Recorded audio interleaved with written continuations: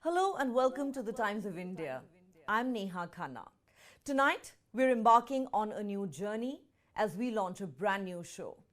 Global Pulse will be with you every night, decoding power, geopolitics, and the global game.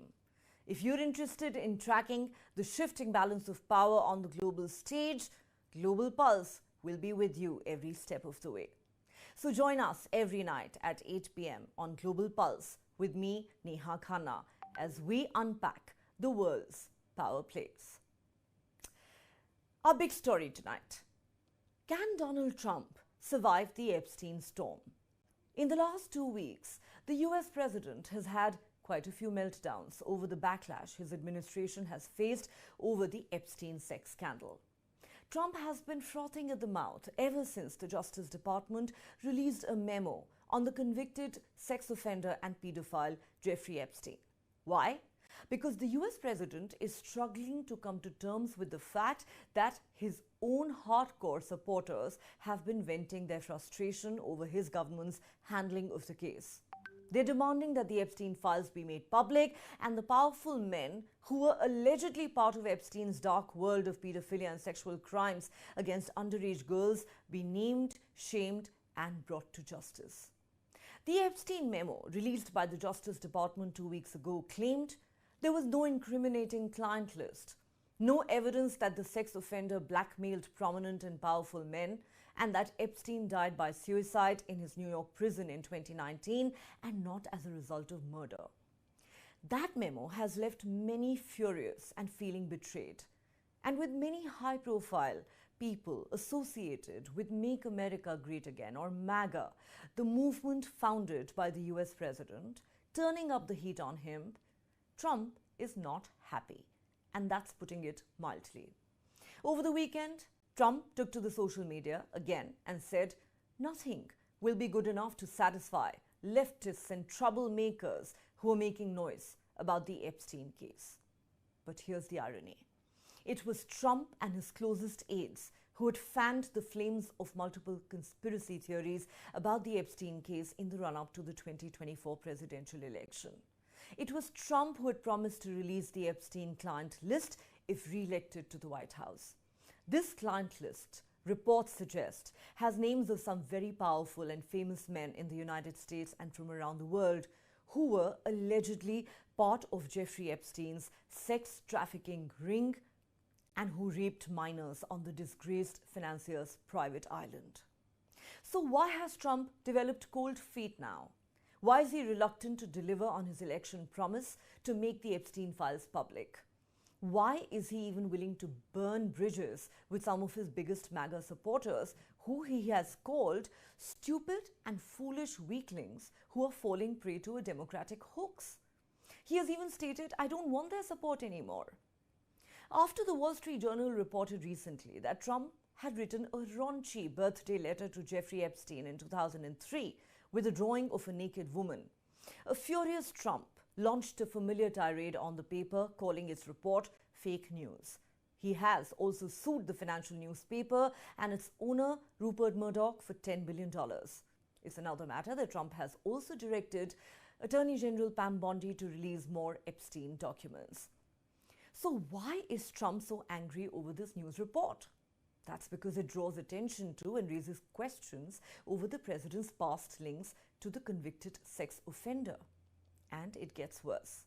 There are many who have alleged that the real reason Trump is refusing to release the Epstein files in totality is that he himself is on the Epstein client list. Of course, it's only an allegation that is yet to be proved. Despite repeated and desperate attempts by Trump to divert attention from the Epstein saga, Americans in general and MAGA media in particular are in no mood to move on. The chorus of demand for a more detailed and transparent investigation into the sex scandal is growing louder by the day. And this sordid affair seems to have taken on a life of its own. No matter what he says or does, Trump is failing spectacularly to quell the cacophony around this issue. Remember, this is a president who has been impeached twice in the past, who's widely referred to as a convicted felon, who has dozens of criminal cases against him, who's been accused by scores of women of sexual assault, and who has been labeled as the president who has tried to subvert the US Constitution by attempting to overturn the 2020 election and openly calling for an insurrection on Capitol Hill, the seat of American democracy. But Donald Trump has survived every single controversy and scandal, even 2 assassination attempts, and made history by being elected to the Oval Office for 2 non-consecutive terms.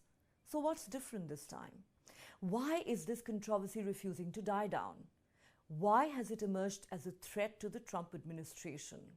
Why is Trump facing possibly the biggest challenge of his political career? Could it be because this time around, MAGA, Trump's hardcore support base that has so far functioned almost as a cult, is turning on him? The very movement that catapulted Trump to power. And it doesn't help that this movement has been sustained for a long time now on a steady feed of conspiracy theories about the United States being run by a deep state that hides the truth about many issues such as child sex trafficking. Conspiracies fueled by Trump himself and some of his closest lieutenants, all of whom are now busy contradicting themselves. And who would have thought that someday Democrats and MAGA conspiracists could find common ground to attack and pressure Donald Trump? On the Epstein issue, one seems to be practically echoing the other. Interestingly, Senator Amy Klobuchar, a Democrat representing Minnesota, told CNN, "The president blaming Democrats for this disaster is like the CEO who got caught cheating on camera blaming Coldplay," a reference to the most viral video of the year that has set the internet on fire in the last few days. Klobuchar said, "This is his making. He was president when Epstein got indicted for sex trafficking charges and went to prison. So all of us would believe they know what's in these documents. They have been claiming forever that they should be released." Making matters worse for Trump, his approval ratings are now in the low 40s. None of his attempts at diversion are working, and a former model named Stacey Williams has now dropped a bombshell. She says she was sexually assaulted by Trump and that it was Jeffrey Epstein who walked her into Trump's office where the assault took place. Therefore, we are asking on Global Pulse tonight, can Donald Trump survive the Epstein storm? I'm considered number 27. I'm Donald Trump's 27th sexual assault victim. When I was doing Sports Illustrated, that's when he assaulted me. Jeffrey Epstein walked me into his office to be sexually assaulted by him.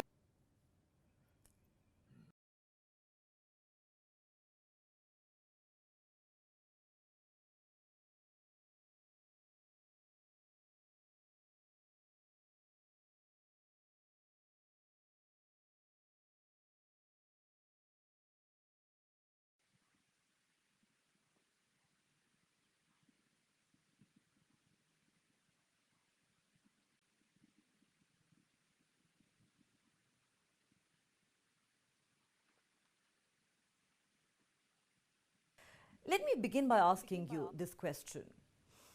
As I said at the start of the show, this is a president who has survived 2 impeachments and multiple scandals as well as criminal indictments. But what's changed now for Donald Trump? Do you agree with those who say that the very fact that his core MAGA support base is turning on him vis-a-vis the Epstein Files is what has truly put Donald Trump in hot water? Yeah, I think that we saw last week a bit of a change in Donald Trump's demeanor on this issue because he realized that much of his base could not get over this issue. It's not going to be something that can be swept under the rug. So he ordered his Justice Department, his former attorney that served him in his criminal cases, Todd Blanche, is the one on the move right now to try to unseal these grand jury transcripts in both the Ghislaine Maxwell case and the Jeffrey Epstein criminal case. And so we haven't seen any movement yet from any of the judges on those requests, but those are going to be some of the first increments that we see in this new ignited transparency effort, the one that came after Trump really tried to dismiss all of this as just another hoax that was concocted by the Democrats. So, we can see that there is a little bit of a capitulation there to his base that's trying to at least acknowledge that they were dissatisfied with the files not really coming to fruition, not really seeing anything from that DOJ memo, except for the fact that we saw a glaring 1,000 victims of Epstein, which is the first time we've ever seen that figure attached to anything the DOJ has said. So that kind of raised more questions than answers. And that's what people want now. Now we're seeing even former, Epstein attorney Alan Dershowitz saying that there needs to be some immunity that's applied to Ghislaine Maxwell so that she can go and testify before Congress and tell everyone about everything. He's basically calling her the Rosetta Stone to all this. So as far as more information that we can get, I kind of feel like these grand jury testimonies aren't going to give us more than just hearsay, and there's more information that's needed, more evidence, perhaps discovery that's under still that we still need to look at. So I don't think that these transcripts are going to be very helpful. All right, let me now take this to our other guest. Scott Faulkner also joins us on Global Pulse at this point. Mr. Faulkner is former first chief administrative officer with the US House of Representatives. He's also an author, and he joins us live from Washington, D.C. Scott Faulkner, great to have you on the inaugural episode of Global Pulse. There are many who are wondering, isn't it really odd that today you have a situation where the Democrats and MAGA supporters seem to be practically echoing each other? Who would have thought that they could actually find common ground to attack and pressure Donald Trump? What do you think is really going on with the Epstein Files and the Trump administration? We know it is the same president who had fanned the flames of all these conspiracy theories and promised to release the Epstein Files before the 2024 election. The question is, why refuse to do it now? It's really interesting because over the last X number of years, everybody knows that the Epstein Island was riddled with literally hundreds of video cameras for all these private rooms, and that there's a huge archive. In fact, it was even alluded to during the Maxwell trial that there's a huge archive of videos showing the rich, the famous, the powerful having sex with minors. And so the question becomes, what's happened to all those? Did the FBI destroy them all? Are they still out there? And a lot of my sources are saying that one of the reasons that Trump is acting the way he is that there are so many people on these tapes that it literally could hollow out the government of the United States, Republican and Democrat. And so Trump and his people are playing for time to figure out a go forward plan, because the moment that any of these tapes are let out, let alone all of them, we could literally decapitate the government of the United States. It's that bad. And so that's probably, again, I'm hearing this from a number of my sources, that's really the reason that everything is kind of imploding right now. That is quite interesting, Scott. You believe it is so bad that it could actually perhaps threaten the very survival of the Trump administration. But Well, then, not the U.S. government, because right now I think the main reason Epstein was taken down during Biden is that an overwhelming majority of these tapes are about Democrats and liberal politicians and stars, where initially it was sort of even 50-50. I think it's now 2/3, 1/3 Democrats versus Republicans. So it's not about bringing down Trump, it's about bringing down the whole federal establishment. okay, you don't think it's so much about Trump as it is about, upsetting the apple cart for the entire government and political system as it exists in the United States. But then, Keelan Dees, let me come back to you at this point. It's interesting. Scott says there are probably more Democrats on this so-called Epstein client list than there are Republicans. But then, fact of the matter is that it's the Democrats who are turning up the heat on Donald Trump, along with his own MAGA supporters saying, release the Epstein files. The question people are asking is, what is the Trump administration hiding? Why the flip-flops? Before the election, he promised to release the files, and now he's calling it a Democratic hoax that was orchestrated by Barack Obama and Hillary Clinton. The point really is, have Trump and his close-aides in the last 2 weeks tied themselves up in knots, giving these various explanations and clarifications that don't really seem to be cutting ice with anyone? If I could put that question to Keelan Dees. Yeah, I think that this is something that is very delicate. I think that whenever you look at what is being espoused here about the Epstein conspiracy, you really see a number of high profile figures over the years, whether they're Democrat or Republican, getting roped into the potential client list. And so what it does is it becomes this vessel for political attack to say, oh, your guy that you support was on team pedophile, and your guy that you support on the other side is also on team pedophiles. So it's like it kind of becomes this back and forth of like, where can we get our opponents on something on one of the most salacious crimes that anyone could ever think of, and that's what comes back to the whole blackmail conspiracy, is that Epstein was working in a way to try to get blackmail on some of the highest profile figures.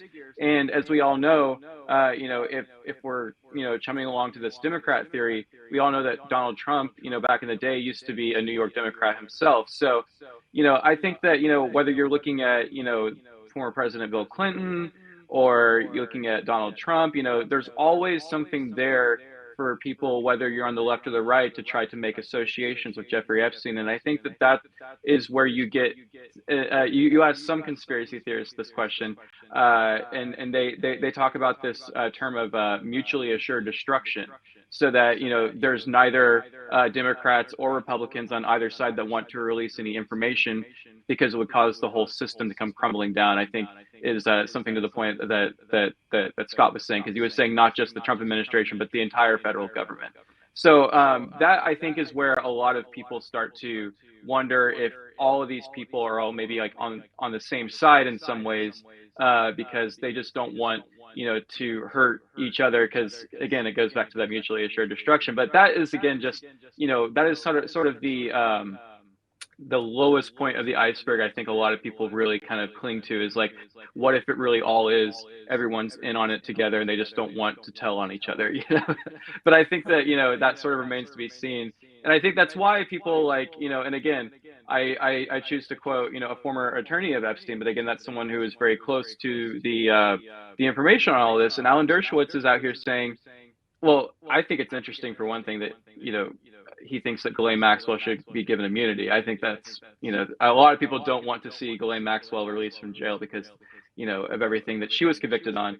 But the fact that he thinks that she would offer so much information that would be of value to the American people that she should be given some sort of immunity is almost telling. It almost tells us where things maybe should be headed in the long run, You know, she still has her appeals that she's going through. She's trying to see if she can get out on this theory that says that she was part of the original non-prosecution agreement that Epstein received back in 2007, 2008 timeframe. So I have strong doubts that she's actually going to be able to succeed on that. But her attorneys are going to be trying to pull all stops to try to get her to get some sort of commutation, or to at least, have to serve less time in jail. And I think that that's where this theory and these rumors that have been emerging that she'd be willing to testify to Congress have sort of been starting to come out the gates, because that's something that could potentially be fruitful for her efforts if she's able to go and talk before Congress. Well, there have been multiple reports suggesting that Ghislaine Maxwell is indeed willing to testify before US Congress. And, if that testimony does take place, it could spell trouble for a lot of people. But will it really happen? Let's not forget there are still a lot of conspiracy theories surrounding the death of Jeffrey Epstein. Even though the memo that was released by the Justice Department 2 weeks ago categorically said he died by suicide in August 2019, the conspiracy theories around whether it could have possibly been a murder by some very powerful people continue to swirl around. But let me take this back to Scott. Scott, of course, Keelan makes a very interesting point that, whatever noise the Democrats and some Republicans may be making, fact is that perhaps neither side really wants the truth to come out, because it could then lead to mutually assured destruction. But, I'm just going to play the devil's advocate and ask you a slightly different question. Many are wondering, why is Trump willing to even burn his bridges with some of his most hardcore MAGA supporters?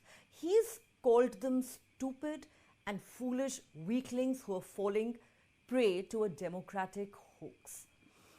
There are those, and this is not my allegation, I just want to put it on record, and I know that it has not been proven anywhere, but there are those who allege that the reason that Trump does not want to release the Epstein Files is because he is on the Epstein client list. How would you respond to that?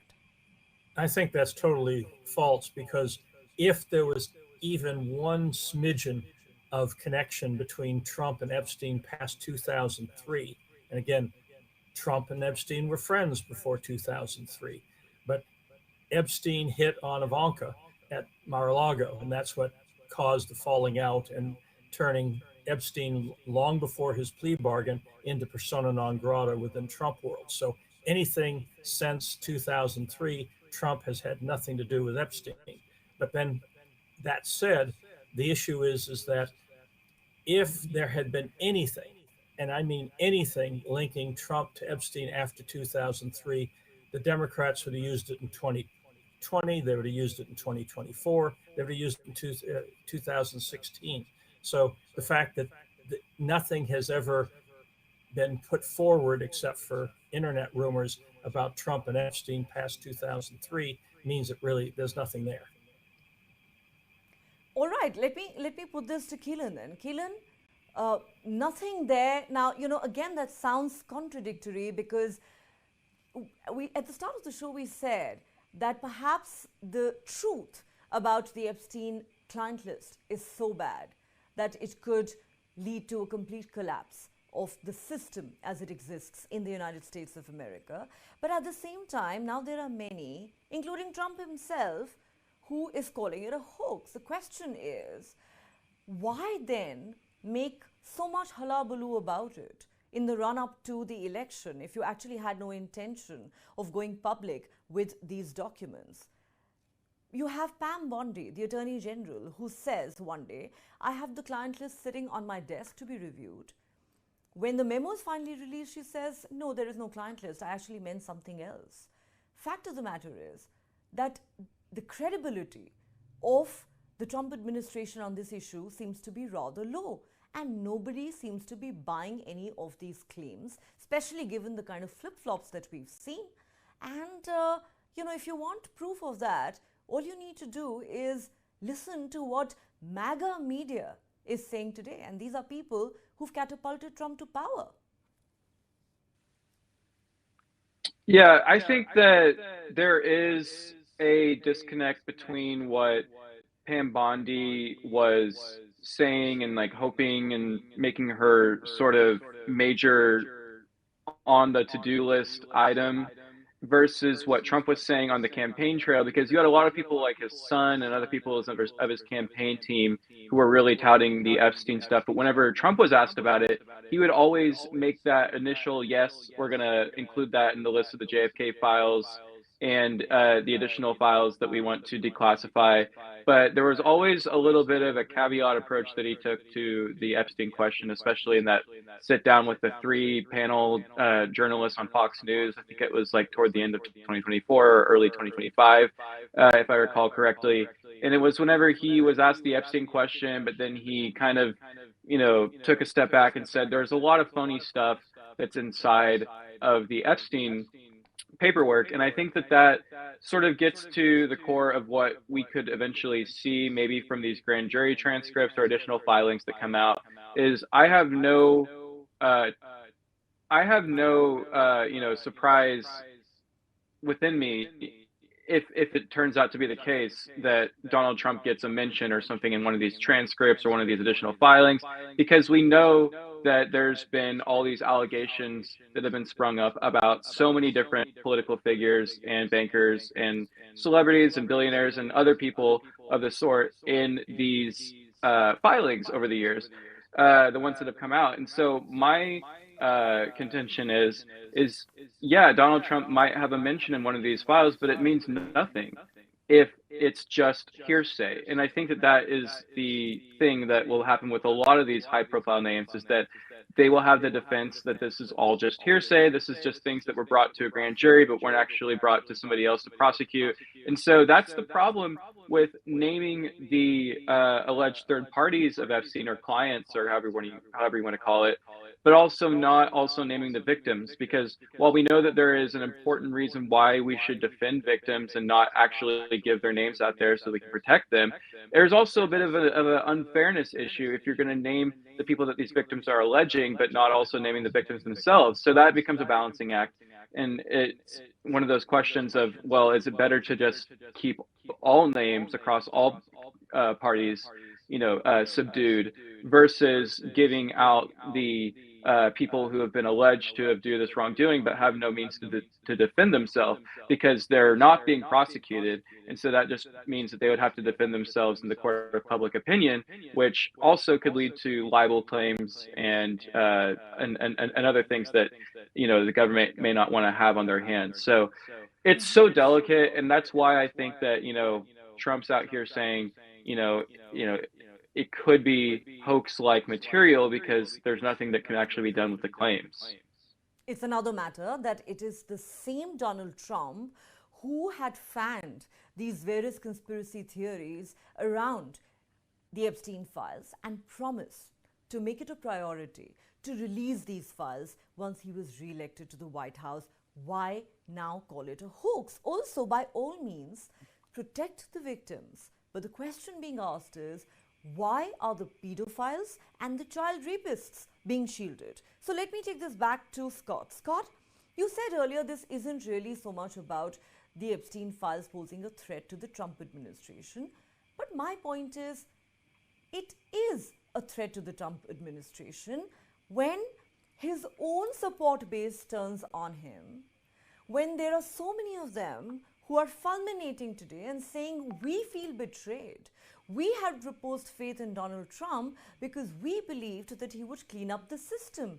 But now we believe that this very system is corrupting, is shielding the corrupt and those who have probably engaged in very serious crimes. In fact, as we speak, there are reports that Stacey Williams, a former model, has come out and said that she was sexually assaulted by Donald Trump, and that the man who walked her into Donald Trump's office where the crime took place was none other than Jeffrey Epstein himself. Well, again, we have to look at history. Before the internet, we had the Mayflower Madam in '84, we had the Hollywood Madam in '94, and they both, especially the Hollywood Madam, went to jail. And yet none of their client lists were ever exposed because, again, the rich and the powerful and the famous were able to suppress it. But that was pre-internet. Now we got a third case, which on one front, it's the internet social media world. On another, unlike the other two madams that were dealing with adult prostitutes and adult Johns, the prostitute clients, this time we're dealing with children, we're dealing with young adults.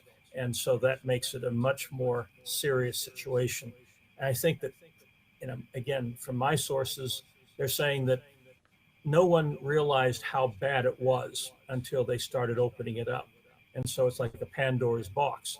The key is do you lock it down because the ramifications are just so incredible, or do you find a way forward that somehow takes care of this? And of course, the other part is with razor thin margins in both the House and Senate for the Republicans, if some Republicans go down, Republicans could lose control of the Congress before the next election cycle. So the question becomes, do you start to do carve-outs and say, we'll expose this person and not that person? But that again gets back to the Pandora's box analogy, that the moment you crack that box open, there may not be a way to really control it. Well, it seems to be spinning out of control already for the Trump administration, given that MAGA seems to be turning on him. And you're right, the Epstein Files could open a Pandora's box, but is that a good enough reason to shield child rapists? Don't we deserve to know the truth? Don't the American people deserve to know the truth? And don't the victims deserve justice? I think those are some of the questions that we really need to think about deeply. On that note, Scott Faulkner, Keelan Dees, thank you so much to both of you for joining me on Global Pulse tonight. Thank you. Thank you. And with that, it's a wrap on the show. Thanks so much for watching Global Pulse. Do join us again tomorrow at 8 p.m.